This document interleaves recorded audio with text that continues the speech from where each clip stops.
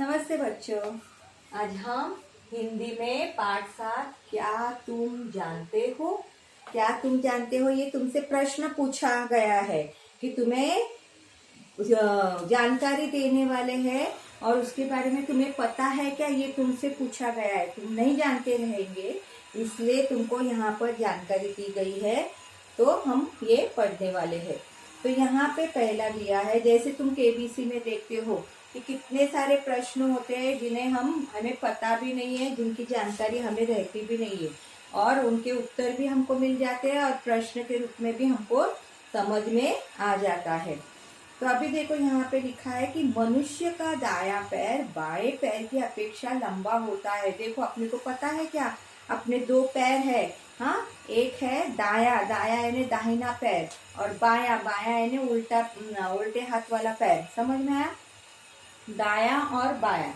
तो क्या लिखा है कि दाया पैर यानी ये राइट साइड वाला पैर जो है वो इस पैर की अपेक्षा लंबा होता है। हमें पता ही नहीं, हमने कभी देखा ही नहीं, हम खाली कपड़े पहनते, नाचते, कूदते, हमको कुछ पता ही नहीं रहता। फिर देखो दूसरा, दोनों हाथों को फैलाने पर मिलने वाली लंबाई लगभग अपने शरीर की लंबाई के बराबर होती है। बाप रे, दोनों हाथों को ऐसा फैलाया तो इसकी जो लंबाई है तो वह जो है हमारे पूरे शरीर की लंबाई के जितनी होती है। दोनों हाथ फैलाकर अगर हमने बोला टेलर को कि ये ऐसे हाथ रखे और फैलाकर हमने बोला कि माप ले और फिर पूरे शरीर का माप ले, तो वो दोनों लंबाई बराबर होती है। यह भी हमें नहीं पता था। फिर देखो तीसरा है, छींकते समय अपनी आंखें खुली रखना लगभग असंभव होता है। जब हमको छींक आती अच्छी तो हम क्या करते हैं, आंखें हमारी अपने आप ही बंद हो जाती है। हम नहीं करते लेकिन अपने आप ही हमारी आंखें बंद हो जाती है। तो क्या इसमें क्या दिया है कि छींकते समय हमारी आंखें खुली रखना असंभव है यानी मुमकिन नहीं है कि अपने आप ही बंद हो जाती है, तो हम उसको कैसे खुली रखेंगे। चौथा, रोने के लिए 43 स्नायुओं की जबकि हंसने के लिए 17 स्नायुओं की आवश्यकता होती है। स्नायु यानी अंदर जो हमारे शरीर के अंदर नसें होती है उनको बोलते हैं स्नायु को। तो रोने के लिए 43 नसें यानी स्नायु और हंसने के लिए खाली 17 स्नायु की आवश्यकता होती है। रोने के लिए डबल से भी 17 दूने 34 होते हैं और यहाँ पे 43 लिखे यानी डबल से भी ज्यादा रोने के लिए स्नायु की आवश्यकता होती, तब हमें रोना आता। जिसको जल्दी रोना आता है इसका मतलब उसकी 43 स्नायुएं काम कर रही है स्नायु। अभी प्रत्येक मनुष्य की उंगलियों के निशान अलग अलग होते हैं। देखो इसलिए हमारे आजकल फिंगरप्रिंट्स लेते हैं, आधार कार्ड बनाते समय या पासपोर्ट बनाते समय फिंगरप्रिंट्स लेते हैं। बहुत जगह पर हमारे फिंगरप्रिंट्स लेते हैं। हमने अगर मकान भी खरीदा तो वहां पर भी हमारे फिंगरप्रिंट्स लगते हैं। तो ये फिंगरप्रिंट्स सबके के निशान सबके अलग अलग होते हैं, इसलिए वह लिए जाते हैं।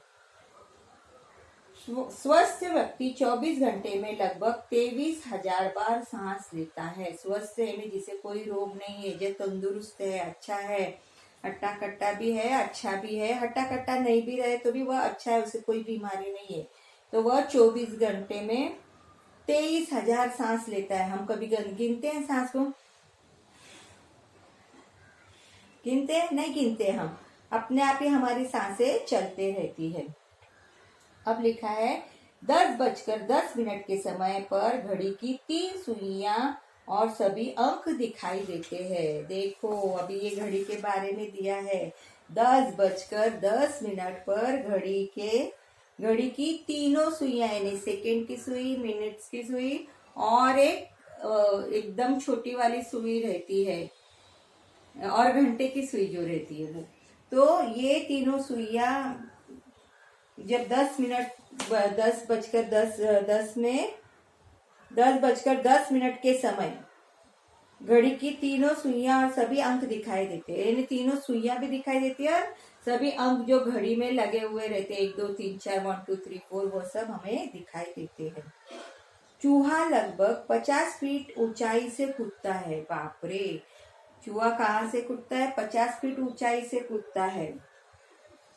फिर एक स्वस्थ मनुष्य की नाड़ी 1 मिनट में 72 बार चलती है। देखो डॉक्टर कभी कभी ऐसा हमारा हाथ रख के चेक करता है, क्योंकि हमारी नाड़ी रहती है यहाँ पे, और यहाँ से हम जो सांस लेते हैं पता चलता है, डॉक्टर उसकी गिनती करता है मन में। तो वह 72 बार, अगर स्वस्थ रहा तो 72 बार चलेगी, अगर अस्वस्थ रहा तो उससे ज्यादा या कम हो सकती है। 10वां है, गिलहरी बीज मिट्टी में दबाकर भूल जाती है। गिलहरी जो पेड़ के आजू बाजू घूमते रहती है, नीचे नीचे आजू बाजू पेड़ पर चढ़ते उतरते नाचते कूदते रहती है, वह क्या करती है? पेड़ों के फल खाती है और उनके बीज मिट्टी में दबाकर रखती है और फिर भूल जाती है। कालांतर में यही बीज पेड़ बन जाते हैं। उसके बाद में वो जो बीज उसने मिट्टी में दबाए हुए रहते हैं वह पेड़ बन जाते हैं। वह सोचती है मैं बाद में खाऊंगी, मिट्टी में दबा देती है, लेकिन कुछ दिनों के बाद में वह पेड़ बन जाते हैं, वह बीज पेड़ बन जाते हैं, उनमें से पौधा निकलता है। तो ये देखो कितना अच्छा, कितनी अच्छी जानकारी दी जो हमें पता भी नहीं थी। हमने पढ़ी तो हमको उसका ज्ञान प्राप्त हुआ, ज्ञान मिला। इसलिए बोलते हैं कि हमें पढ़ना चाहिए, हमने निरंतर वाचन करते रहना चाहिए। हम जब पढ़ेंगे तो हमें बहुत सी बातें समझ में आती है और उसकी जानकारी मिलती है। इसलिए तुम्हें कहीं पर भी कहानी की किताब, कौन सी भी किताब मिले तो तुमने पढ़ते रहना चाहिए। न्यूज़पेपर रहे या कोई भी किताब रहे, कहीं पर जाते हो तो बोर्ड पर लिखा रहे तो तुम्हें वह पढ़ने आना चाहिए, और पढ़ेंगे तब तुम्हें समझ में आएगा। आई बात समझ में? इसलिए हमेशा पढ़ते रहो। और ये किताबें जो दी है ये तो बार बार पढ़नी चाहिए। एक पाठ कम से कम 10 बार आंखों के नीचे से 10 बार पढ़कर होना चाहिए। कितना छोटा छोटा है वो तो तुम आराम से पढ़ सकते हो। तो वही 10 बार पढ़े तो तुम्हारे दिमाग में रह जाएगा और फिर उसके प्रश्न उत्तर फट से तुमको लिखने को आएंगे। नमस्ते।